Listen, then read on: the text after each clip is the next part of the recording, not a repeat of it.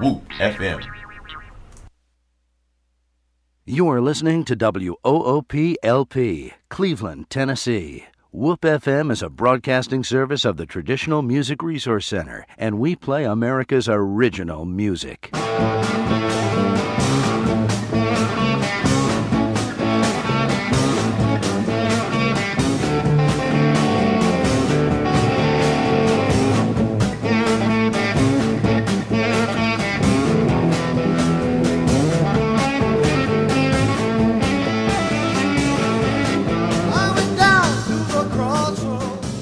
Good morning, and you're welcome here to the Wrestling Mat on Whoop FM 99.9 or on the internet at www.whoopfm.com, or you can call us at 614-5553.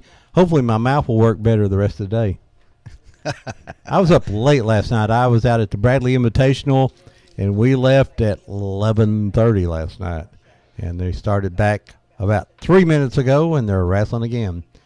How you doing, Dwayne? I am great, Ron. Glad to be back. Yes, and got Mr. Weber with us here today. And good morning. Had some interesting things happening last week. I do have an interview a little later on in the show that I did catch up with Al Morse up at Walker Valley. Yeah, they had a big victory up at Walker Valley on Thursday night. They took on the number one AA team in the state, and through the rankings. And of course, the rankings are give or take here, and they beat the number one ranked Alcoa team. So that was an impressive win for them. And this time of year, there's still people in weight descent programs, and basically, for you non-wrestling expertise is basically you weigh in earlier in the year, and then you have to certify what your weight could be, and they could say you can be 120 pounds, but you have to descend down to that weight. You can't just lose it overnight. Mm-hmm. This is for the safety and the health of the wrestlers. That Dwayne will remember in the days that you just if you weighed 120, you got there however you could. If you were 132 today and could be 113 tomorrow, congratulations. And that just the health was that, and it also measures body fat and keeps you from, they'll tell you cannot go down to 113 pounds. Right. You can be 120. You may and that's a good thing. It is good. There was a lot of people who put their health in jeopardy in the year back in the day and stuff like that. And the way they did it was I know back when I was in high school, we had guys who would climb up on top of boilers in boiler rooms with sweatsuits on to lose weight and stuff like that, which doesn't go well today. And no, you shouldn't have been then either. You know, Gary, help me out here. They check your weight, which is, and they check your body fat, and then they check your hydration levels. Yes, you can't absolutely. Checking hydration levels key. Yeah, you have to be hydrated. They'll check your body fat, and then if you're hydrated, if you're not hydrated, you don't get to weigh in. I mean, that's the first thing. You're hydrated, and they do that through a urine test, and then they check your body fat, and then they'll say if you weigh 126 pounds a day and your body fat's a certain ratio, they said you can go down and wrestle at 120, but takes you a period of time. A decent rate, yeah. Yeah, and there is a rate, and of course, coaches is something else now. It's a new part of coaching too, because you look and make sure that your opponent followed that, and he didn't. He weighed 2 weight classes above, and all of a sudden he's down 2 now and wrestling. And it's like anything else now. Everything's on the internet, and you can go on there and see who's this and where they're headed and when and all that kind of thing and how long they've got. And so it's really kind of neat in a way to how you do that. But the hydration is a big thing because you can go in there with everything else, and if you're not hydrated, that they won't pass. Right. And like I say, that's done at the first of the year, and and of course the coaches are talking about. You need to get to the weight you want to be at before you go there, because you don't want to go in there weighing 20 pounds more. You're never going to get to go to 113 if you want to. And particularly those smaller weight guys, man. Tougher. I mean, when you weigh between 113 and 106, there's not a lot of you in the first place, to lose down. So it's tough on those. And, the bigger you get, of course, the heavyweights, they don't care. Yeah, I know full well about cutting that weight and cutting it all the wrong way. And it takes everything everything out of you if you haven't eaten for 2 days. The thing about it is it's a negative in a lot of ways in the way you do that, because many times, and I've had wrestlers in that condition, where you get to wrestle and you're so depleted in energy that it doesn't help. So I'd rather see a kid move up a weight and be strong or stronger and everything, and be healthy, as to try to get so low that it puts them in jeopardy. Plus it makes them the illnesses come on quicker because their immunity is low. It's just, there's so many things in there about the health reasons. And I've seen wrestlers over the years that by the end of the season, they're just sick. When you get dehydrated, your brain functions are not as good, and their health function, their organs don't work as good. So it's a lot better now in the sport than what it was in early days. And the big trap is for a wrestler. Speaking of it from personal standpoint, if you are cutting weight all the wrong way, and you do get down to weight, you're the last person to see what that losing that weight in the wrong way is actually doing to you, because you're so close to the situation that you can't see whether you're as strong as you were or not, and everybody else has a clearer viewpoint of it, and it kind of makes you myopic. Yeah. I want to bring up the state rankings real quick here, and like I say, these are just a snapshot. It's just like the college football polls and the high school football polls. Until you wrestle them and you beat them, it don't matter what you rank. But it gives you an idea, and they do a decent job. The top 10 teams in the state right now, Wilson Central, they won the Ottawa tournament down there, and that's sort of what bumped them above Cleveland, I think. Oh, yeah. And Cleveland is number 2. Bradley's number 3. Beach is number 4. Saudi Daisy has come onto the polls now for the first time this year. They come in at 5th. They jumped up there, didn't they? Yeah, they have Cookeville, Heritage up out of Maryville area. They're at the Invitational today here, the Bradley Invitational. Science Hill, which always has a good program. Tullahoma, which took on a Cleveland the other night and done well. And then Halls, today Heritage, Tullahoma, Halls, and Bradley are at the Bradley Invitational, of course. So tough team. Cleveland's and McCallie at another tough team. I never did. Did you ever get the list of what teams were there? Yes, I've got the McCallie tournament is. They've got. I think I saw where they had something like 28 teams. Yes. Now this is and it's like Bradley. I think had 32 or something. We had 31. 3 cut, added 1 back, so we got 29. Yeah. Okay. Well, see, that's a lot of teams. It is a lot. But at McCallie tournament, they have a lot of Georgia teams. Yes. They have the 5A state champion Cass, the 4A state runner-up Alexander, the 4A third place finisher and Woodland, 5A fourth place finisher, and also they've got from Tennessee teams joining, of course, McCallie, Brentwood Academy, Cleveland, Saudi Daisy, West Creek. There's a team out of South Carolina, Hillcrest. Mm-hmm. And so there's several good teams and teams coming in from other states, and it's always a tough tournament. I think, it's great to have these tournaments and everything, and of course the Bradley tournament has grown so much and has gotten so strong. I always hate to see them have so many tournaments at the same time, because I think we all lose. But when you look at the number of the teams they've got, at least they're pretty full. They've got good groups and stuff. And also this weekend at the CCS tournament down there for they've got down there Boyd Buchanan, East Ridge, Red Bank, Sale Creek, Signal Mountain, Sequatchie County, Tyner, Howard, and Brainerd, and plus they've got Summit, who comes over. That's Coach Miller's son, Pete, done a heck of a job over there at Summit, and they're coming in. I'll be honest with you, I look for them to win that this year. They're really, really good, and he's done a heck of a job organizing, getting that program together and everything, and is excited about it. And so anyway, there are a lot of good teams in all three tournaments, and it's going to be interesting. I just found out this morning that in the McCallie, there wasn't anything in the paper this morning, but I did find out that Cleveland is in second at this time with 6 in the semis. Now, that's all I know about it, but Coach Yost had texted me that when I asked him. Okay, So, well, good. Over at the Invitational at the end of last night, of course, got a whole day here. Bradley was leading 112.5 over Father Ryan 111.5, a 1 point separation there.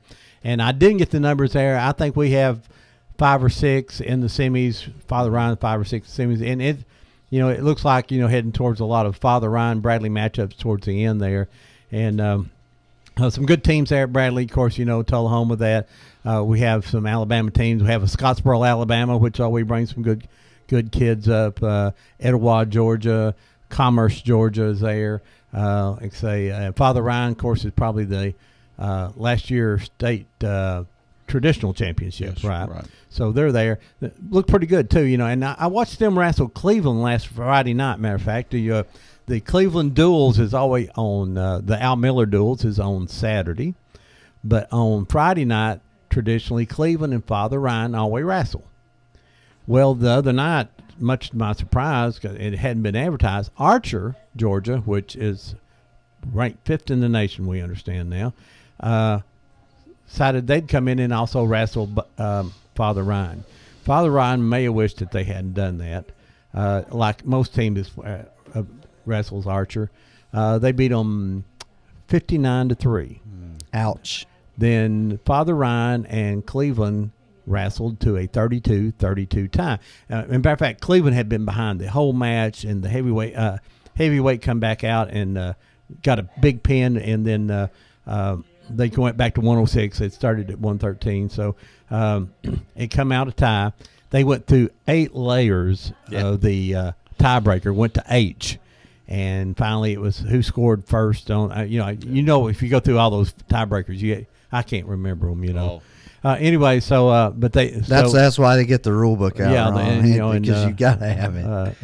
Tater was the referee, and they're sitting down on their hands and knees counting points and numbers and everything. And so you give 1 point to the team. It gets the tiebreaker. So it was 33-32 win. Both teams are. I know the heavyweight for Father Ryan isn't the same heavyweight it's at Bradley today, and there's some differences there. And, of course, Cleveland's still without Chris DeBian, and Kennedy are still not in heavyweight. Because Trey Simpson's doing a very good job. Doing a great job. I'm real proud of him. He's really come back. He didn't wrestle last year, but he came back this year and has been got thrown in the fire. Yeah, he did, and has done a great job. And, of course, it's been real good for John and Trey to have each other to work with in the wrestling room and all that kind of stuff. And but Trey is doing a great job. I don't know what the circumstances are on Kennedy right now. He had hurt his ankle in the last Bradley game, I guess it was, in football, or one of those games at the end of the year. And so I think he's better and everything. We're hope he'll come back, but who knows and all that. In the gossip circles, you hear he's not coming. Well, he is coming. He is coming. I think that's been that way for 3 years. So anyway, again, until you not see him or do see him, that's it. But Trey is doing a great job. I'm real proud of him. And of course, John Gaither, he's down there at 220, and that's where he needs to be. And he's doing an excellent job. He got beat the other night by the Father Ryan guy. Yeah, and I watched that, and it just seemed like I guess the style, John just could not get anything going against the Father Ryan kid, and usually I've seen John be a lot more aggressive. Yeah. And for some reason, I don't know if he was off that night or just or the other kid's style just bothered him, And it wasn't nobody was blown out there, No, it was it ended up 3-2 or something So like yes, that. it was. But anyway, that's the thing with both teams, all teams. I'd say at this time, like we've got like today, we've got our 20-pounder wrestling 26, our 26-pounder wrestling 32. After Christmas, now Chris will come back in at 32, and Tristan will go to 26, and Colton will go to 20. And then, of course, we did have, I noticed the other night at the Tullahoma, we did have Jace Mullen back at 106, and he won his match. He had gotten hurt. He had wrestled off with Bryce Pond, and and then that same week, Trace had hurt his thumb and couldn't wrestle, and Bryce filled in. Bryce is doing a great job too. What a good feeling. And these young kids, freshmen. He's getting up quite a few pounds, though, isn't he? He is. Yeah, he really is. But it's amazing how well he does against he's these a bigger scrapper, kids. yes. And of course, when you're talking 106 and you're saying against these bigger kids, and he's under 100, I guess. So Listen, I was bigger than that when I was born. I was born on March. I was born on March 16th, 17th, and 18th. I was a big baby. well, see, Gary, I think what he's trying to say is he was born a 106 pounder. So, Oh my gosh! but no, it was. It's good to see these kids getting the opportunity to fill in while these other things. But as all of the their programs get their people back in the weight classes and all that kind of stuff, it's going to be. And as it is, and right now the way the flu is going around, and this is another thing that kills you. This is the worst thing about wrestling, especially when you get into January and February. Too often there's so many of these kids that get sick and stuff, and a lot of that may be because of weight. You just don't know, but with all the flu, it's just hard. Well, and you have to realize in wrestling, it's a lot of one-on-one contact, and sweat is swapped. Oh, yeah. And so some other kid has a flu germ, and maybe not the flu, but just that on you. And then we're looking at the contact diseases too that can happen. Impetigo, yes, and that kind of staph and MRSA. And you do not know when that's going to rear its ugly head. The guys do a great job of trying to keep the mats clean, but if you're wrestling in tournaments where you don't know, or so and so's mom or dad who's works with livestock has come in and congratulated their kid on the side of the mat, or so, you don't know what kind of thing gets carried, and that could happen very quickly. So that's an unknown variable. Ringworm goes through a team and almost eliminates a team, and the referees examine the wrestlers, come in, and they hide some of it sometime. Yeah. So that was the serious thing last year in the state tournament. Yes. I don't know if you remember that, but back at the state tournament last year, they had 2 wrestlers who were undefeated for the year, hadn't lost a match all year long, and got to the state tournament and were disqualified because of skin problems. Yes. And that's so sad, and those kind of things. But that's why you have to keep up with that and do that. And like Gary says, I know they do a great job of cleaning those mats. As a matter of fact, and I probably shouldn't say this, especially for mamas, but the fact is, I think sometimes we're too clean. They don't get an opportunity to build up any immunities and stuff. And of course, I'm not saying it's bad, because I think it is good and it needs to be done. We mop the mats at Cleveland 3 times a day. Yeah. And it's mopped in the morning. It's mopped before practice and after practice. So it's and we have over at Bradley, we have a fogger that fogs the entire room. Yeah. And there's hand sanitizers everywhere. One of the things that I'm talking about staph, my son got staph. I mean, sophomore, junior year, and it wasn't in a real good location. And basically it was just like the team, he couldn't get, we wouldn't let him around the team. One thing I tell parents, if you got the young kids coming up through wrestling or football, make them wash their practice clothes every day. Don't reuse those towels. They'll take the towels with them. They'll clean the shorts and keep that dirty towel wet and soggy in the bottom of their locker and reuse it over and over. Let me tell you, that probably spreads more. That soggy towel is a responsibility. And absolutely, I know that's huge. We've got a great set of parents going on down at Bradley right now, and they clean the restroom there at the Bradley wrestling room, shared with football also, the common bathroom.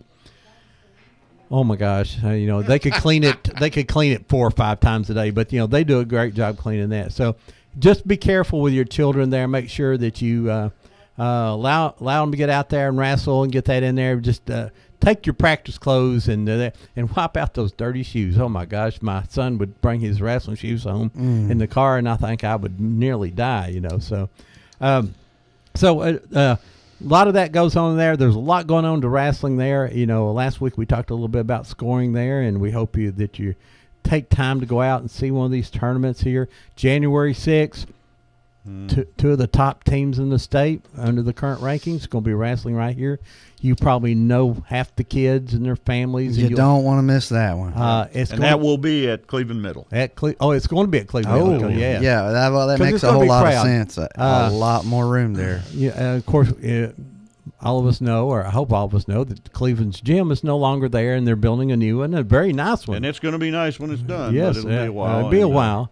And so, but they're going to have the match at Cleveland. They have most of their matches at the Jones Wrestling Center, which is a great place to have a wrestling match, as long as you ain't going to have 1,200 people there. 1,200 people. No. And I think this Bradley Cleveland match could be a pretty big one coming in. Yeah, that's going to be a good venue for it because they have plenty of seating there. It's a good spot, visibility. Everything's going to be great. As long as they have hot dogs. Oh, they'll have popcorn and hot dogs. Now, the AD over there, that Carroll kid, if they don't have hot dogs, I'm going to see him. He's something else. I tell you, I don't know. I think Scott can hook you up with a hot dog, Ron. He gave me a lot. He's probably one of the reasons why I don't have any hair.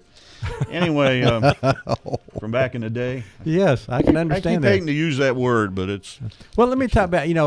We talked with Al Miller, and I'm going to play a little interview we had with him. I talked with him Thursday night, just before they went out and beat Alcoa, which was impressive. Then Tullahoma, which is his son coaches the Tullahoma team, and the son whipped Daddy the other day. Tullahoma is a very good team right now in the top 10, and their sickness and weight issues and things of that nature. And Alcoa, to their defense, always Alcoa goes deep into the playoffs in football every year, and those football kids come out and in a weight descent, and are not in wrestling shape. You could be a great football player and can't go 6 minutes. And you say, why? I said, well, it's hand-to-hand combat for 6 minutes like you were fighting for your life. I mean, if I tried that, I would be dead. I'd be laying there. But, you talk about it, Al says the program's about 10 years old there at Walker Valley now, and he says it takes time to build a program. And it does. And we also talked about sometimes it's whoever shows up in the room. I mean, you recruit the guys out of your hallway. Be careful about saying the word recruiting in high school. Yeah, be careful. And the recruiting rules are a lot different than what most people think they are. But anyway, it does take a long time. You pointed out, when Bradley started its program in 76, 78, we had just a couple of the football coaches, and Jerry Frazier was one of them. They decided they'd be the wrestling coaches. Didn't know a lot about it. Go over to Cleveland, started in the 60s and and people like Al Miller and Dwayne Shriver here, very responsible for getting that program. It takes a day or two to get the program going to where you want it to go, and getting people in your school wanting to do that. And, Al had a great season last year, graduated 9 seniors, which was really, really tough. 9 good seniors. Yes. And had Bradley on the ropes twice last year. Well, actually, the last 2 years they had them where they could have beaten them, and well, they had one kid that didn't make the team for. Al said you're not going to wrestle. Had a little problem with it. They had another one that was playing in a football playoff thing. Yeah, and then you had another All-Star game. Then you had one day that one of them didn't make weight. Yeah. And then last year they had a unfortunate situation where there was a foul. And it resulted in an injured Bear player, which means the Walker Valley won. That was the difference in the match. Yep, So Walker Valley has been there. A little bit tougher this year, but thanks to people like Dwayne here and Al Miller and a bunch of other names that I know that that wrestling is here. I think Cleveland was very responsible for getting Bradley into the wrestling program. They wanted him to be there. They may wish they hadn't there after for a few years, but Turner Jackson, when we brought Turner Jackson to Cleveland, a 2-time All-American national champion in college, it's not bad to have him here and wrestling, and it made a lot of difference. And he turned it around. And then he taught a young man named Steve Loxton about wrestling and coaching, first state champion at Bradley High School, Steve Loxton, and then he come through this. So let's play this interview with. Before we play that, go ahead, Ron. Let me add this to this about Al Morris. A lot of people, we go back and we talk about when I came and Al Miller and all that kind of stuff and everything. But I'll tell you what, over the years, Now, when we get right down to it, see, Al Morris was the first person for Bradley to ever step on a wrestling match. Mm-hmm. He was their 98 pounder. That was back when it was 98. Now that's hard to imagine. He was That's what 98 weight pounds. class I wrestled. But anyway, Hard to believe. he was the first Bradley wrestler to ever step on a mat, and that mat was blue, I'll say. Mm-hmm. But anyway, Yes, it was. and over the years, he wrestled. Then has come back, and he was responsible for the kid program Yes. for Bradley, and for 25 years, he's developing all these kids. And I just want to say, in praising him, because I think probably Al Morris, maybe over the long run, may have as much to do with the success of wrestling in this community, because of what he did in help developing those programs at Bradley and everything. So I was so tickled when he finally got an opportunity to be a head coach at a high school here in the community. And that says so much for him, because I just think the world of him. And of course, his son going over there to Tullahoma, like you say, and Right. I know he got beat, but I know he was happy for his son. But that's just great to see all this filtering through and these people developing, and the offspring from the programs. Yeah, my son went through the Bradley Kids program from 6 on up, and of course, my son was not one of the greatest wrestlers to ever come through Bradley County. I mean, he was a great practice dummy for a lot of those state champions over there. Sorry about that, Will. Over there at That's what Don't he overuse says. that. that was Will's comment. It says I'm the practice dummy for state champion after state champion. So, but let's play this here for Al, and I asked Al some tough questions, and of course, Al and I are good friends. So, Is my microphone on? yes, Yeah. it is. If Yeah, you it guys is. hear some strange noises in the background, we Music? have a live bluegrass band in the house this morning. So That's okay. let's go. Well, That's a let 'em great play, treat. Here's Al Morris. Got him up at Thursday afternoon. Al, tell me about this year's team. This year's team's a little different from last year's. We graduated, I believe, 10 to 12 seniors, and I'd say 8 or 9 of them were starters. And this year we have 4 seniors on our roster, and so we're young, but they're a hard-working bunch, and they're improving every day. And we, living in this community and in this state, for that matter, we got to get better a lot quicker than probably. We can. But overall, it's a good group of kids, and we're, working hard every day. And in high school wrestling, it's whoever shows up a lot of time. You try to get all the kids out of the school you want to come in, but it's just whoever shows up, sort of what you have to learn to live with. Right, exactly. And, we didn't get as many kids out of our middle school program the last couple of years, and so that's kind of, hurt us a little bit. And but we've got a good group of kids down there right now. Hopefully, we're going to see some, positive things from those guys once they get up here. We actually went to the halls this year, and I recruited a couple of cross-country runners and so forth just to fill some of the lower weights. And, and those kids are coming in here. They're tough kids. They're working hard. So it's that kind of a team. But now, with that said, we've got some good experienced kids on the team, and they're showing good leadership, and and they're taking care of their business, and we're looking for good things from those guys. Walker Valley beat Bradley in football this year. You're going to upset the Bears and the Raiders this year. I would like to think it was possible this year, and we're going to give it our best. Both of those teams are pretty loaded this year, and it's just like, a couple of years ago, we finished ahead of Bradley for the first time in the region. We finished ahead of them in their tournament. We've yet to do something like that to Cleveland, but it's just growing pains. This program's young. Bradley's program started in the early 70s, and it took them 20 years before they won their first state championship. Cleveland started in the 60s. Their first state championship was in the 80s. That's not, close to 20 years there. So we're in our 10th year, and it's just a process. We're moving in the right direction, and like I said, last year's team, was totally different from this year's team, and right now we're just working every day to get better. Thank you, Al. And of course, asked that tough question, was he going to upset the Bears in Cleveland? He just sort of grinned at me as we talked that. He does have a realistic side. Yeah, and last week you weren't here, and I interviewed Jake, and of course I asked Jake a tough question. I said, "Are you going to repeat as the duals and traditionals?" And Jake just laughed at me on that. He said, "Well, we're going to try, of course, but a long way." And it is tough to repeat and repeat. In football, it's amazing, and to win the duals and traditional every year. In the last 3 years, out of the last 4, Cleveland has done just those things. So Bradley had its turn. Saudi Daisy's all the way right there. It's like everything else, it cycles. Yes, it does, and. We thought it was interesting. Last night we were sitting there at the Invitational, and there was a coach standing down on the floor, and he and a few of his wrestlers were standing, and they were counting the number of state championships that Bradley had.